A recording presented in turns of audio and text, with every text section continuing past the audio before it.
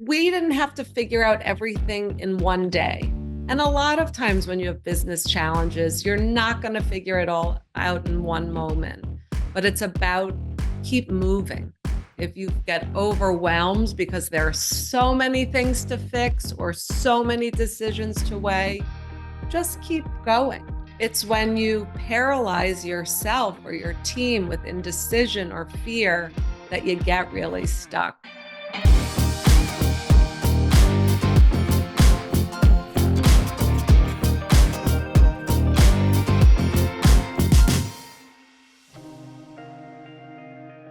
Natasha, welcome to the Earn Your Happy podcast. Lori, thank you so much for having me. I've been looking forward to this. Oh my goodness. Well, whenever I get a chance to talk to a woman who is such a cheerleader for other women, such a leader, I get so excited because I not only want to emulate that, but I want to learn from that. And I just feel like it's the best conversation because it's my favorite conversation is like, how can we do what we love while also lifting other people up? Because I feel like that's the sweet spot in life. And I I feel like couldn't you're agree living that. more. I couldn't agree more. I think that when I think about what I love most, it's that purpose of not just living my own life, but bringing people along and making sure that whatever we're doing, whether it's in Blushington or my personal life, that the boat's rising for all of us. I love that. So you have so much going on with Blushington, so many exciting things. And if you guys don't know what Blushington is, I have been to them. I have experienced it. I even did a little activation back in the day where there was a Blushington at a Lorna Jane event. It was wonderful that I was Yes, helping run. It was great. So tell me just for a minute, because I'm going to get to the backstory as well. sure. But just tell everyone who's listening what Blushington is. Absolutely. Blushington is a destination for beauty services, getting ready all under one roof. Hmm. And we always approach beauty with it's not really about having to look a certain way, but it's about taking care of yourself, enjoying these beauty experiences, and that ultimately confidence looks great on you. So Mm. we at Blushington have the most incredible professional artists. We do blowouts, we do makeup, skincare services. We curate our retail products, so you never have to guess or wonder if you're getting the right product. So really, it's luxury, accessible beauty, and convenience all under one roof. It's amazing. I've used it before events, especially when traveling, because it is one of the most challenging things to travel and be like, who knows someone here? Okay, you do Right. makeup, but who's going to do the hair? Like, okay, you do hair, but who's going to do the makeup? So it is really phenomenal. I really appreciate that. And we really want to make people's lives easier. I was blown away by this statistic, but there is a statistic. And when I thought about it, I was like, yes, that's my life, that women Mhm. spend 1/6 of their lives on their beauty routine. Oh God, So, can unfortunately, you that's true, believe but that? Right. So, at Blushington, we all understand that time is our most precious commodity. So, if we mm, can get that blowout and makeup done in one appointment, it is a huge time saver because yeah. I agree with you. The running around isn't good for anyone. The running around, but the figuring out for me is the worst part. Like the Right. figuring it out. Like, especially like I said, if you are someone who travels, and a lot of the women I know travel and they need their makeup and hair done. So I And you think want it's to trust who you're seeing. exactly, That's exactly. really, and it's such a personal relationship when you're talking about your makeup artist, your hair artist, and that's so important to us at Blushington. You Mhm. want amazing makeup, amazing hair, but you also want amazing people. For And sure. that's I think what's made Blushington so successful is our people. Yeah, it's such a like it is an intimate moment and also women can be very self-conscious about their hair and makeup. And so it can feel like a big risk. And by the way, my makeup was awesome. It was amazing. So I'm Thank very you. grateful because it does feel risky. So I love that you guys put so much effort and care into who your hires are, which is awesome. And I'm Yes. sure, it feels so good to be able to also have a home for those people as well to be able to, you know, all get to work together under one roof with such awesome core values, which we can talk about too. Amazing. So I want to back up though, because we just found a common ground that I absolutely love is that we are both from the Midwest. So Born and raised. born and raised. And for all my Midwesterners who listen, we actually have so many of them because I attract Midwesterners. I love that. There's nothing like a Midwestern gal. I feel, I'm partial because I'm one. And when I get to meet another one, I'm like, oh, I just feel like I know who you are. And I love that. So, but what Yes. I want to know is what are some of the core values that you feel you saw, you grew up with that were positive? We'll go there first, that were positive that you've been able to carry into what you're doing now. First of all, growing up in Cleveland, Ohio was incredible. I mean, I can't. So huge shout out to my city that always gets dissed, no matter about what or where or who, but Cleveland has my heart. It was such an amazing place to grow up. What did I love about it and what do I keep with me every Mhm. day? One of the first things is work ethic. There Mhm. was just an extraordinary work ethic growing up in every facet of every profession, whether it was somebody running a restaurant, working in the kitchen of a restaurant, the teller at the bank, at the car wash, sitting down with musicians or CEOs, whatever profession it was in, there was a tremendous work ethic. And Mm. what do I mean? But, some people say, well, work ethic just means working hard. It Mm. means so much more than that. It means being present, being forthright. A work ethic comes with more than just the hours you put in. It's how you Mm. treat your coworkers, how you treat your customers. And growing up in the Midwest, there was that, I found that tremendous focus on hard work, but on also the kindness and respect that you gave to one another. Mm. People really took the time to say hello, as basic as that sounds, and Mhm. mean it. Hi, how are you? That's everywhere you went. I love that. Is there something that you had to let go of in order to that maybe you saw growing up or the mentality around you that you had to like really work through in order to become the woman that you are today? I have to tell you, I grew up in an incredibly special part of the Midwest. It's called Cleveland Heights, Ohio. Mm. It is one of the most diverse communities in the Midwest. Mm. So I had the opportunity from right out of the gate. First of all, my family, my mother was the first in her family to move to America. Mm. My father, born and raised in New York City, and grew up and went to Cleveland Heights High School, which is just this extraordinary school that has, this diversity of thought, of backgrounds. And so, whereas I know many of my friends from the Midwest maybe grew up in a very insular community and had to really sort of open their eyes and Mhm. mindset, I had the very good fortune, really, not only at home, but in Cleveland Heights to have just this very worldly experience Mm. in the Midwest. So, a pretty exquisite combination. So, I really don't feel that I had to sort of Mm. shed my past. It was just going to such a different level coming to New York City. Oh my God, I bet. So Yes. tell me about, you have had multiple careers. It's like honestly, you guys, if we could just do a podcast on everything that you've done, we'll do a part two. Tell me how like the transition from where you started to getting into the beauty industry. Absolutely. So, first of all, again, started in the Midwest, college in the Midwest. I won a fellowship that brought me to New York City. Mm. That was something I had dreamed of, and I'll never forget.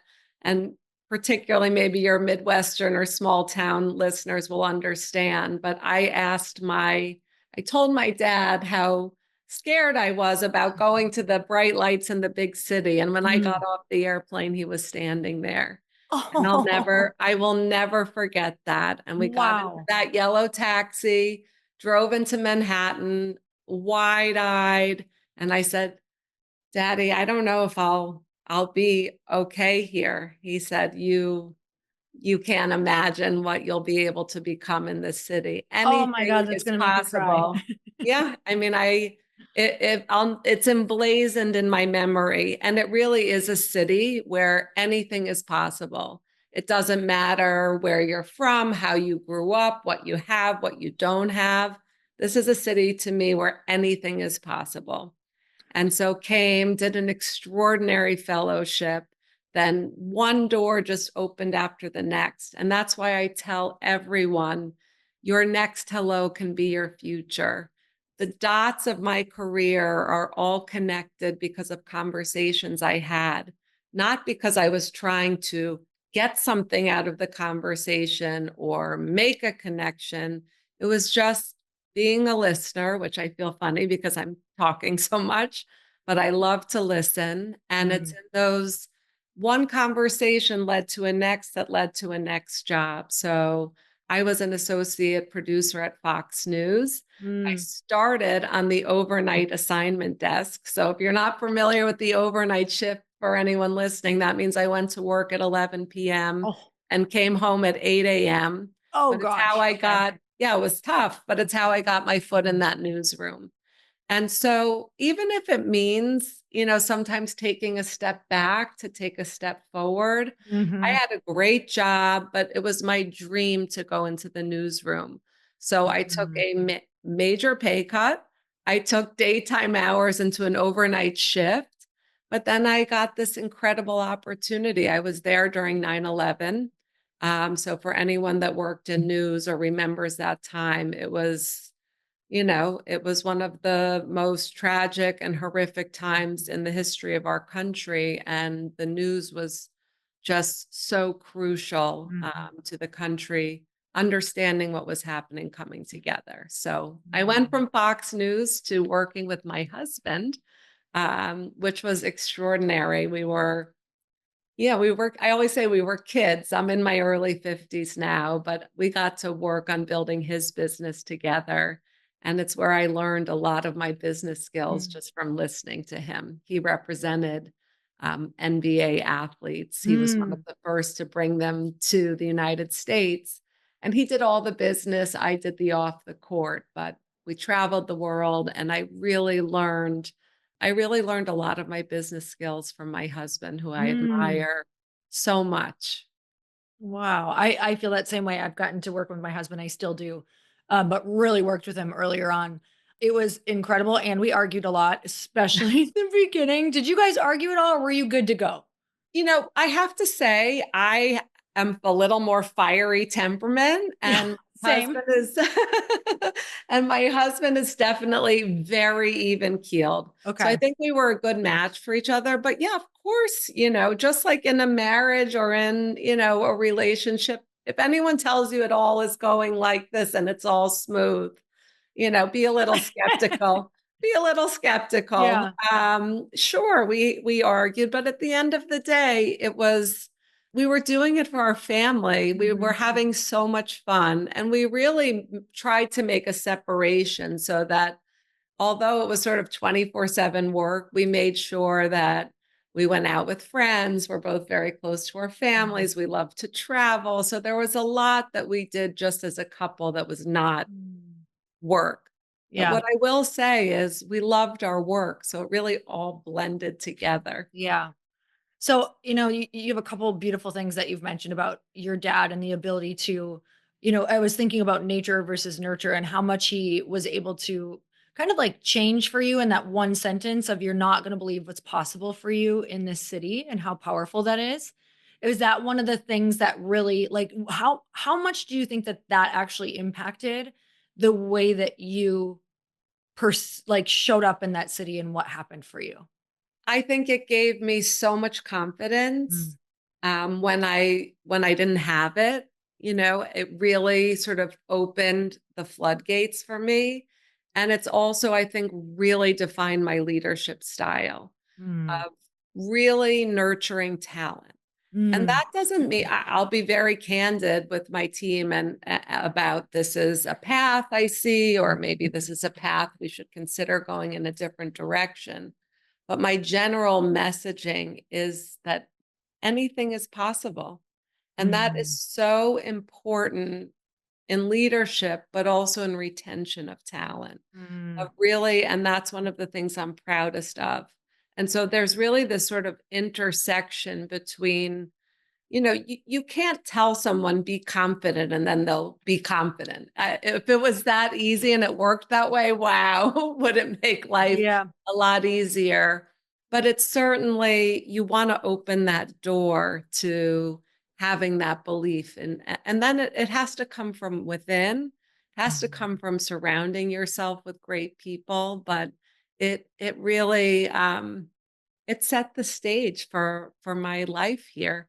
It's so beautiful. I'm like, can we all just thank your dad? Because we got to borrow that. And I just feel like that is such a beautiful sentiment and such a reminder that what we say can be so influential on people that we can actually change their entire path. And I think that is so important for people to hear that everybody listening has that ability in somebody's life that you could change someone's life with what you speak into them. That is so beautiful.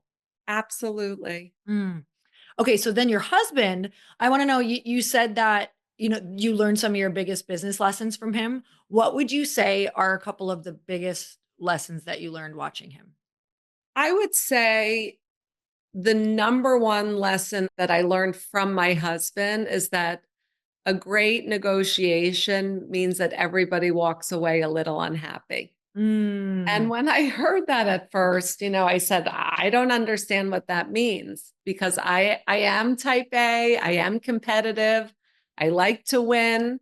And he said, as you negotiate contracts, as you negotiate with vendors, you're negotiating in every aspect of your life in conversation. He said the best negotiations end that way. And I said, it took me a while to understand that. He said, because at the end of the day, it's not about squeezing out the last dollar, or it's about building partnership, building that relationship, being able to return to do business again together, having the integrity of your negotiating mhm, style and your reputation. So I think that watching my husband and how he built relationships and how he was such a trusted resource to people, that he didn't look at it as adversarial. So that was one of the biggest lessons. The other lesson that I took from my husband, and that's been really important, particularly when the pandemic hit, was to get to know your competitors and to develop positive relationships with your competitors. That mm, there's room for more than one brand, or in his case, more than one agency. mm, And so really took that to heart. And I think it's really helped as I built my own personal success in business. And the success of Blushington is understanding that there's room for more than one company, that we can learn from each other. mm, And, if we have time, I can tell you about the beauty and wellness forum I put together mhm. before, when the pandemic hit. Yeah, Because I mean, girlfriend, we have time, so go okay. for it. Yeah. No, I would just say, this was just as an example of Mhm, that. I sort of flash back to March 13th, 2020, when we wrote to our 100,000 plus customers and said, we're doing a quick close. We're getting, disposable brush sets. We're getting HEPA filters, and we'll see you in 2 weeks. And I mm, woke up Sunday morning and I said, not only are we not opening in 2 weeks, we may never open again. And if I'm feeling this as a CEO, what must my competitors be feeling? mm, And so I reached out to 20 CEOs in beauty and fitness and wellness. And I said, let's get together and figure this out together. And so every day, on every subject matter that was impacting us, we brought on an expert in lease negotiation, in how to access the PPP funding, in wow. crisis communications, in inventory, you name it. The group grew to 100 people. And I really think that together we were able to accomplish so much more, retain so many more jobs, really help each other with our pivots. And so I actually credit my husband with helping me to develop that mindset and have it become such a natural instinct to want to build relationships with all of my peers, whether we're competitors or not. That is such a great reminder. I was taught that pretty early on, and I think it's been a superpower. And I love that in times that are really uncertain and really scary, I think what the people who step up and lead or get communities together to figure out how to Mhm. help, they're always the ones that I've interviewed or talked to that have not just made it through, but they thrive so much on the other side. And I just think instead of, acting out of fear, it's so easy. I understand you guys, everyone listening, it's so easy to let fear consume you.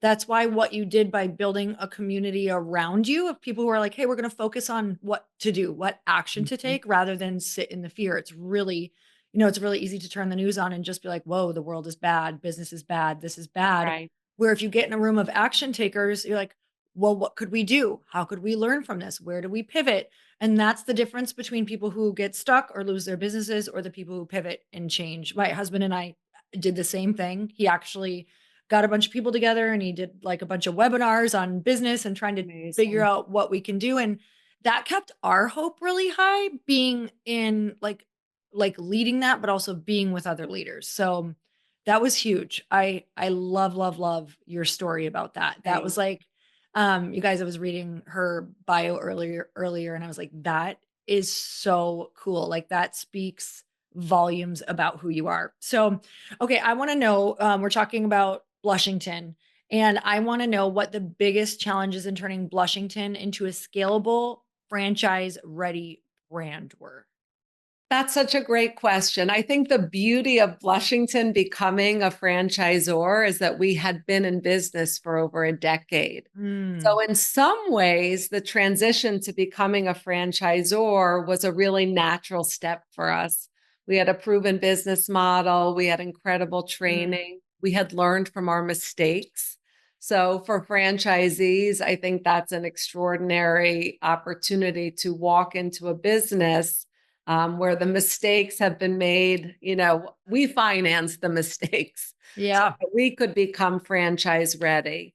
I think one of the biggest challenges was really understanding and learning the industry. And as I've been in franchising, which is an extraordinary community and way of life and Hmm. business opportunity for individuals to become their own bosses, to create generational wealth. I think that for us, first, we had to do a lot of learning. And I would say to anyone listening, if you're interested in something, read as much as possible. You don't even have to invest in buying a book, but if you have the resources, buy the books, go online, listen to podcasts like yours. We became students of franchising during the pandemic. We interviewed as many consulting firms as possible, as many franchise specialists. I wanted to come out the gate being the best we could be, knowing everything we could. And so, it doesn't mean, and I think this is important, just coming back to what we talked about the fear piece of things. Hmm. You know, we didn't have to figure out everything in one day. There Hmm. was no way you could do that in the face of a global pandemic. And a lot of times when you have business challenges, you're not going to figure it all out in one moment, but it's about keep moving. Don't get that fear get you stuck. If you get overwhelmed because there are so many things to fix or so many decisions to weigh, just keep going. It's when you paralyze yourself or your team with indecision or fear that you get really stuck. Mm, But coming back to just your question about Blushington and franchising, it was really crucial that if we were going to go out as franchisors, we had to understand the industry inside and out. And mm, so we had to really become students. And we were very, very patient and continue to be patient. We reopened our corporate store, the franchise model, in 2022. We mm, started franchise sales in 2024 because we wanted to know with 100% confidence that we were ready mhm, and that we were prepared to set our franchisees up for success. So, as much as I want 100 doors open yesterday, have to be very patient about, knowing that we were ready. And I felt in January of 2024, it's go time. And we've sold our first 3 franchises Mm. and, many, many more on the horizon. But, that really takes a lot of learning and a lot of patience to do things right. That doesn't mean Yeah. slowing down or stopping. You Mhm. keep going, but you have to be, I think, thorough and prepared. And that it's Yeah. curiosity, being thorough, being prepared that's helped propel me in my career. So, for anybody listening who maybe doesn't fully understand franchising, it is essentially, from my understanding of everything, you get to buy in. You pretty much get a business in a box, not to downplay it, but you get like playbooks, guidebooks, training. This is how things are Yes. done. This is how the store is laid out. This is how your people are onboarded. This is how they're trained. Like it is like start to finish playbook. Is that correct? You described it perfectly. And I think the beauty of franchising is that, yes, you are walking in to, in the case of Blushington, a beautifully, in my opinion, a beautifully developed brand Mhm. down to every detail on finding your real estate, on building out your store, on the color of your tissue paper, on extensive training, ongoing marketing. You really get to step in. It's this very symbiotic relationship because the franchisor is exactly what you just said, Lori. It's a business in a box. You're being handed the playbook, yet you get to be an entrepreneur, an owner, you're setting your own schedule, you're creating wealth for your own family with all of the support of this national brand and seasoned leadership team. And Mhm. so it's been fascinating to see who has come in. Mm. We've had thousands of inquiries to become franchise owners. And we're really starting to see a pattern of who's interested. Mm. And what we've seen is it's women really my age, sort of early 50s, that have climbed the corporate ladder. They are, financially independent, but they've really had it with a crummy boss or office politics or commuting. They want something of their own, but they don't want to start from scratch Mhm. or with that risk or sort of they know necessarily sure what they want to do. And the other candidates we're seeing are just incredibly brilliant women that maybe had a business career for 5, 10 years and then off ramped from their careers to get married, to start a family. And now the children are going back to school and Mhm. they want to be more than mama. They Mhm. want to reclaim some of their business identity, but they want and need the flexibility. And that Mhm. is a really beautiful aspect of franchising. Mhm. As you're speaking, I'm thinking about I have a skin and gut supplement, so a beauty and wellness company, and I will say one of the hardest part on top of everything that you described, hiring, bringing on team, building something out, creating, your systems and all of your playbooks is getting brand recognition. Like, Yes, so just being able to buy into a brand that most people I know have heard of at least, if not right. used it, you couldn't pay enough money for that. Like imagine the marketing dollars that you would have to put into your brand new business. Yes. We're just saying the major perks of franchising if you wanna be a brick and mortar owner, especially, or business owner, Mhm. it just takes off so much of that pressure when you do think of the dollar amount that you have to put into marketing alone to get out there. If it's not a skill set, if you're not a celebrity, if you're not already an influencer, like you have to be good at marketing if you don't already have a name.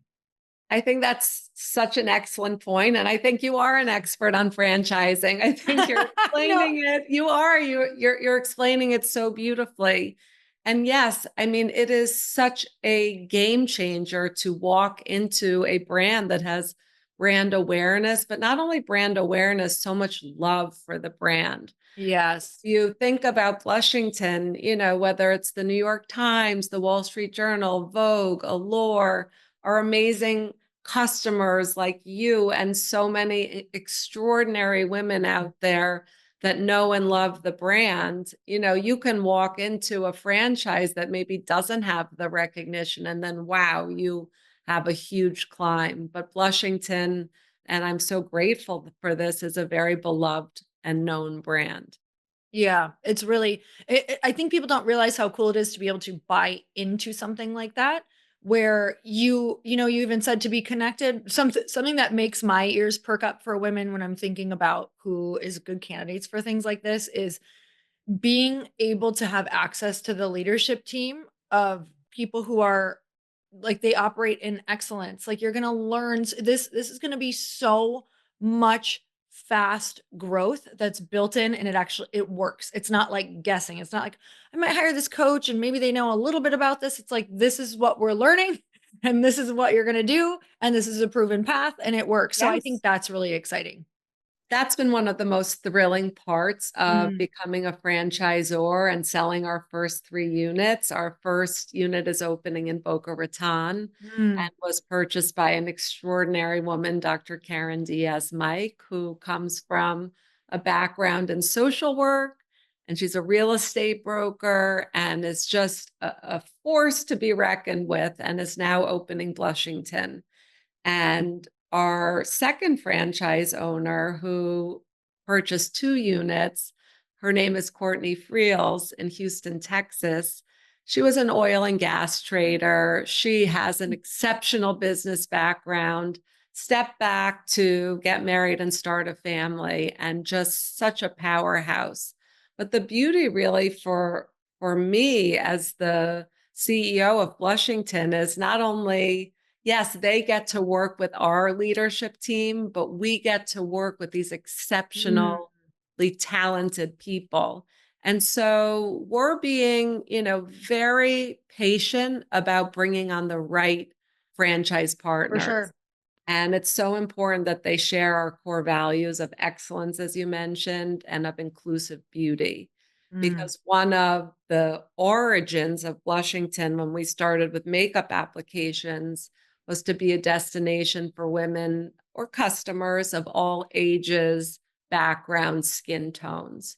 And when we went into adding blowouts to Blushington, it was crucial to us that just like on the makeup side, we were a destination for all, that we know how to handle all textures of hair. And I mhm. think that truly sets us apart in this express beauty blowout space in particular, is our training and having the inventory and the desire to have customers with all textures of hair. We spend a tremendous amount of time and resources to build an expertise here, and it's one of the things I'm proudest of. So Mm, as we bring on our franchise partners, our Blushington owners, it's just essential that they share our commitment to excellence and to mm. inclusivity. I have a lot of friends who have done franchising or have owned franchises, but you really are a partner. You are married.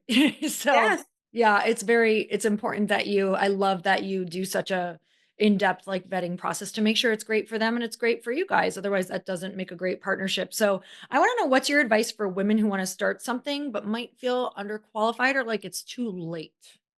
Oh, well, take both of those thoughts and throw them in the garbage can. It's never too Mm, late. Let's start with that. We are living longer. mhm, We are looking at age very differently in this country. I mean, when I thought about 50 growing up, that was somebody that was very old. But now when we're have much more longevity, I think it's never too late from an age perspective. And I also think in the environment we're living in, when I was coming up in business, there was really this notion: you go to college, you graduate, and you rise within one company, and then you retire. And there is such a different mentality towards career now. I certainly didn't take that path, albeit it was sort of the path that was really suggested at the time. But I think what's beautiful for people in life right now is that it is accepted to pivot. It is considered something respected, and that there's, it used to be, oh, if they're changing things, what's the issue? So again, it's never too late. And in Mhm. terms of, being underqualified, if you feel that way, then change it. I Mhm. can't say to someone you're qualified or underqualified, but if you feel that way, like I felt that way in 2020 about franchising, I said, well, I can't just tomorrow go out as a franchisor.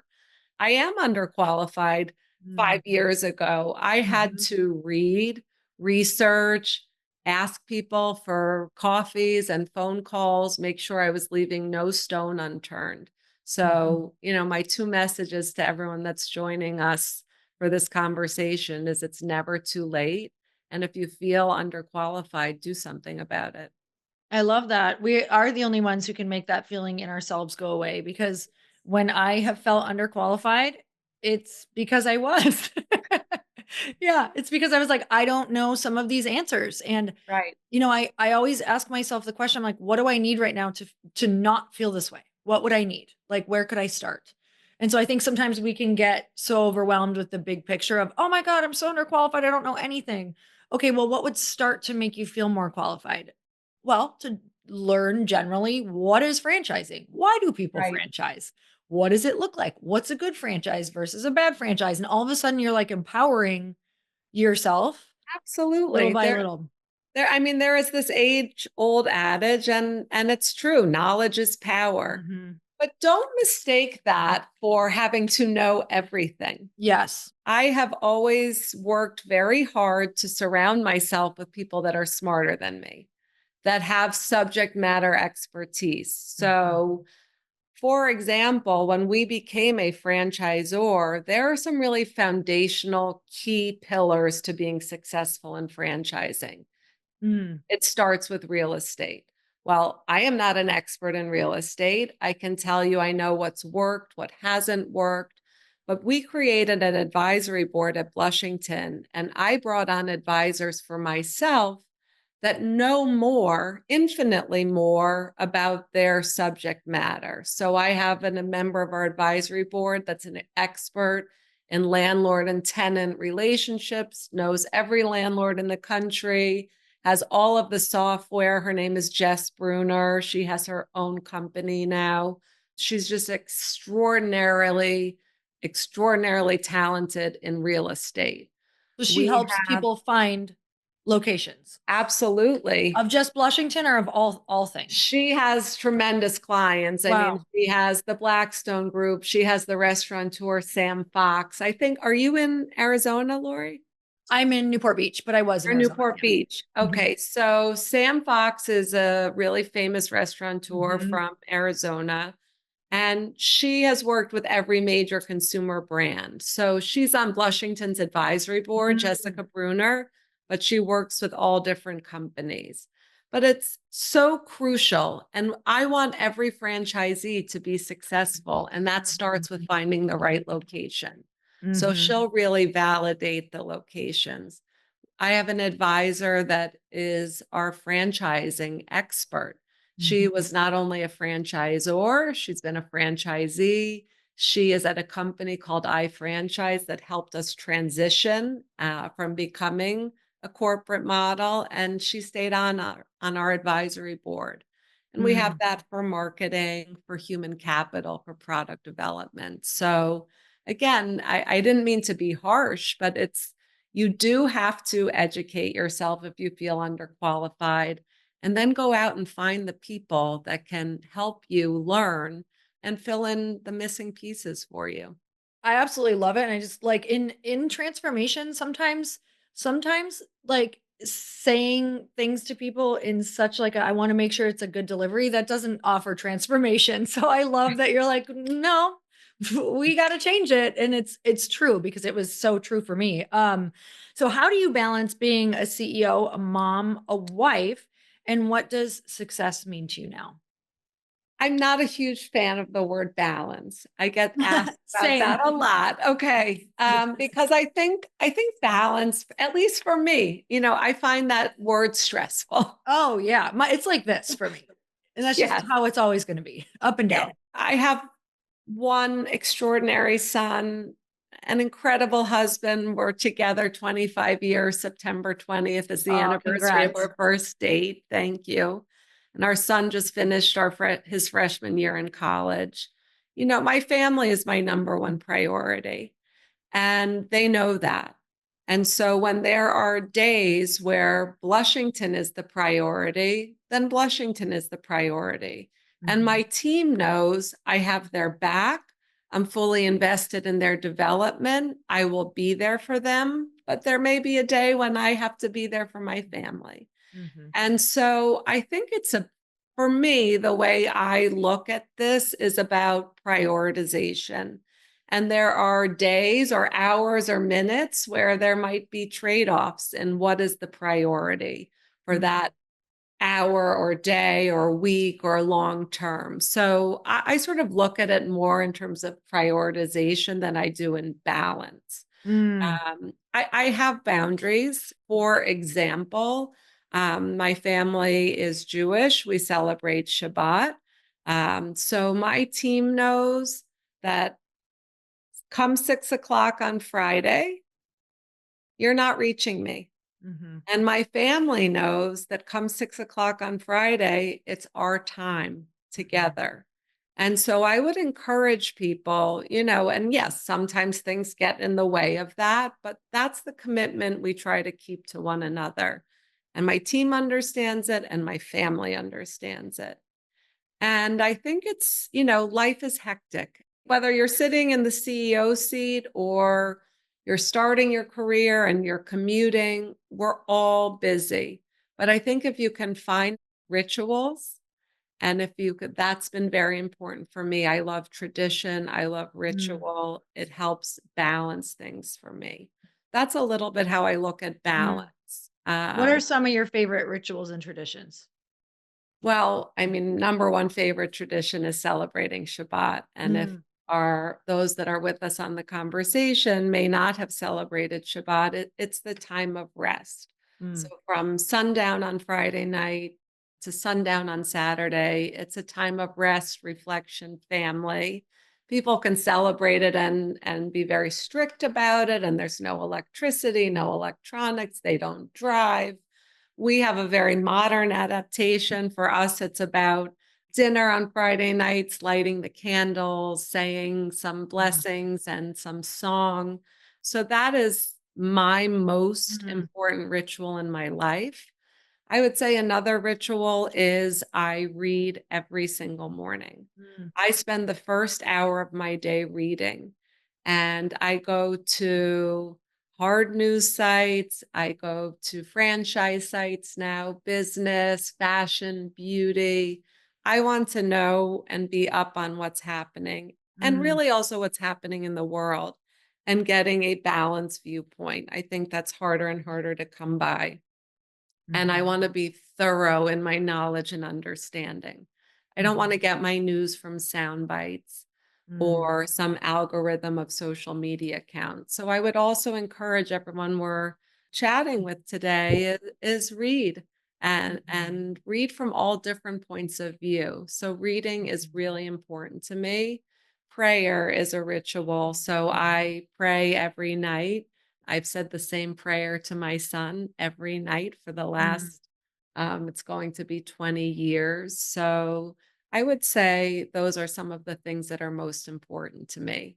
Now, if we Mm. talk beauty, I think self-care is, I'm obviously in the beauty industry, but getting my blowouts, getting my makeup done helps me to feel beautiful and confident. I'm going to give a shout out to Alana and Christina who gave me this gorgeous blowout and You makeup look today. gorgeous, gorgeous. I So was do just thinking, I'm you. like, I'm obsessed with her hair and her style. I actually love wearing a little pin back. I'm like, you're my girl. Oh, I This look love is perfect. clips. I Yeah, love clips. it's so cute. Um, but I think that's really important. And it's different for all of us. Mm. My husband and my son would say, watching NFL Sunday football and being on speed dial all day is their Sunday that they can't live without. And by the way, I love football. I Same. always say beauty by day, sports bar by night. Oh, I love it. Yes. Yeah, we're So, huge Packer fans, so all right. Well, I won't hold that against you. it's fine. It's fine. We're the We're best. We huge know it. Steeler fans, but we have, okay. So talking about tradition or things in life that you can look forward to, we made a commitment as a family that we are going to visit every single NFL football stadium. So Yes. going to a Packers game is like on our, do you call it a bucket list, a wish Yeah. list? Okay, if you go, because we know Yes, everything about it, you have to talk to me first. I will Give you get the the exact lowdown. routine. Okay. Okay. All right. We want to do the full on experience. It'll be the full thing. It's going to be amazing. We'll connect you with people. We'll tell you where to park. It's Love great. it. Perfect. It's These are so the great. I important love things, that. by the way. Yeah, this is what it's all for. You know what I mean? Yes. I actually love there's a depending on what time you're listening to this, there's a viral reel right now that says I almost forgot this was the whole point. And it's Oh, something wow. like that your family is doing or, it's just like these little moments that just like what you're doing. I really admire the way that you are living. I'm working really hard on this with my husband right now Yeah. to find the things that are important to us to really Mhm. be so intentional in our life because obviously the older you get the more you start to realize wow this is going really really fast Yes. and we got to enjoy all of it and work is a big part of that too so how do we incorporate life with work with family with intentional connection and it makes everything better I think for a long time in the beginning when you said the balance thing it's like in the beginning, I almost had to not have balance. I had to go so hard to kind of break a pattern, break out of a family pattern, change my identity, like make a spot in the world, like you're building your career. And I didn't have a lot of those things. I didn't have the friends. We didn't put a lot of quality family time on the books at that point. Mhm. And so that wasn't balance for me. It didn't feel great, but it also got me to a place where I wasn't struggling anymore. And I could now say, hey, now what's important? Like Right. in my life. So I think that it's not easy when you're in it, but it's so worth it because you will get to look back and create these beautiful rituals like you guys have. I will say, and again, I'm a mom, Mhm. and it was so crucial to me to learn how to say no. Mm. And I've gotten much better at it now Yeah. because what you said is, words for everyone to live by. It goes so fast. Mm. And my husband and I made a decision quite some time ago that unless it was something that it was a non-discussion for business, we learned to say no. Yeah. I Because think if that you're running constantly, then you miss it. And when Mhm. I was in my early 20s, Lori, I had a friend who was in her 70s, and I tell this story all the time because she would say to me, the journey is the destination. And I didn't, what does that mean? She's crazy. I don't understand what that even means. And it hits you at a certain point and you realize, oh, it's not about rushing to get somewhere. It's not about making this amount of money. It's not about having this many accolades or having X or Y or Z accomplish. It is about each day of your life and you never get the day back. And that's something we've instilled in my son from the beginning. We're Mm. going to have terrible days and very difficult things, and I lost my father at the beginning of Mm. this year. I don't want to cry on your So show. sorry. But I say, you'd never get the time back. And I can sit here and say to you, I have no regrets Mm. because I put the time in. I prioritized that time with my family. Mm. Mhm. And so people think it's the big splashy parties. I remember when I was driving myself crazy, making big birthday parties for my son, when in reality, that special time was putting the pillows on the floor and at the time a CD player and listening to music together or doing a dum dum lollipop tasting, Yeah. and unwrapping 20 lollipop. It's those small things, and Mhm. as you get older, you realize it doesn't have to be the big perfect party. It doesn't, it's Mhm. the moments that are quiet, unplanned, tender, that make up the quality of our life, I think. Mhm. I think for sure.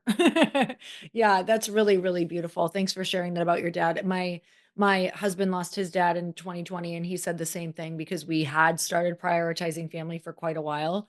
And he said, "Lori, the one thing that makes this feel even somewhat tolerable is that I don't have regrets. Like I just feel like I spent all the time I could and like being able to say that rather than the opposite is like I know for my, whatever happens in the future, I feel like that's the thing that helps you be able to deal with everything a little Yes. better. So, Yes. yeah. So I would encourage Mhm. everyone that's with us today. It's very easy to say I'm too busy or I Mhm. can't or it's just not the right time.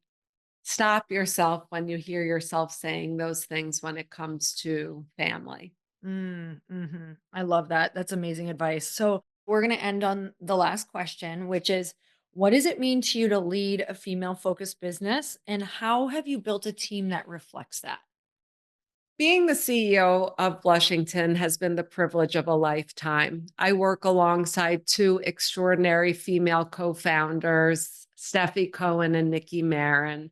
The general manager of Mhm. our corporate headquarters is this exceptional woman, Jacinda Perez, who actually comes Mm, from a franchising background and has taught me so much about franchising. And then our extraordinary advisory board I mentioned to you are all just powerhouse women in mm, their own right. And then our artists who are predominantly women and our customers who are predominantly women. mm, So at Blushington, we are in the business of making people feel beautiful and confident. And mm, that's just not our customers, it's also our team. And so I have felt and continue to feel a huge responsibility as the leader of a predominantly all women team mm, to make sure that they are seen, supported, and that we are in constant conversation about career goals.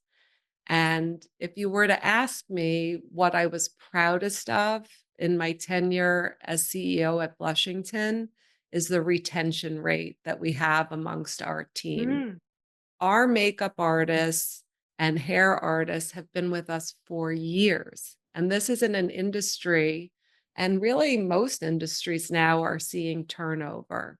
mm, And I think it is because of the commitment we've made to listening to one another, for understanding that people want to be constantly learning and constantly growing.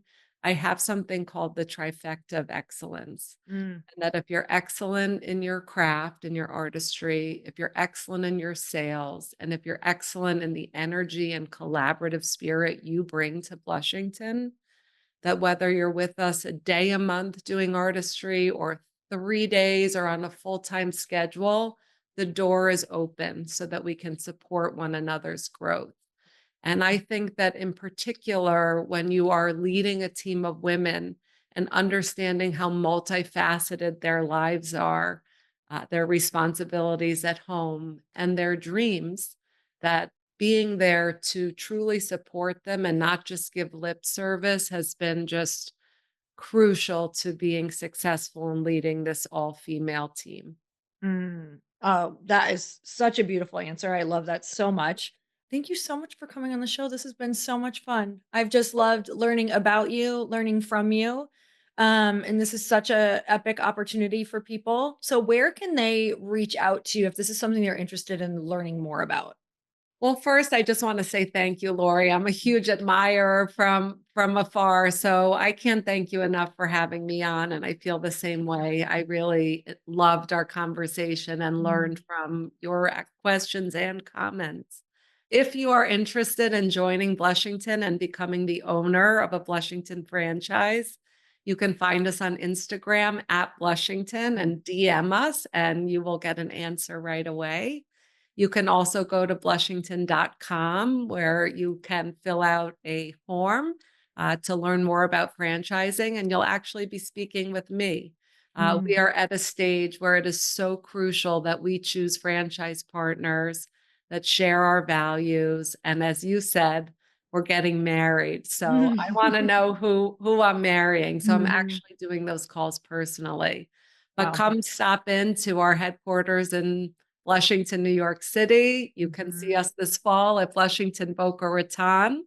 And Blushington, Houston is opening a little bit later in the fall. So all those ways you can find us. Yeah, that is such a huge opportunity, especially to be able to chat and work with someone in your leadership, which is very exciting. So I will also connect all of that in the show notes, you guys, if you are interested. So it'll be you can scroll down on this podcast and you'll be able to look at and access everything there as well with links. And I am so grateful for you, Natasha. Thank you again for coming on. Thank you so much for having me, Lori. I loved our conversation. Me too. And you guys, I'm so grateful for you. Share this with a friend who maybe is looking for her next opportunity or just wants some motivation. And until next time, earn your happy.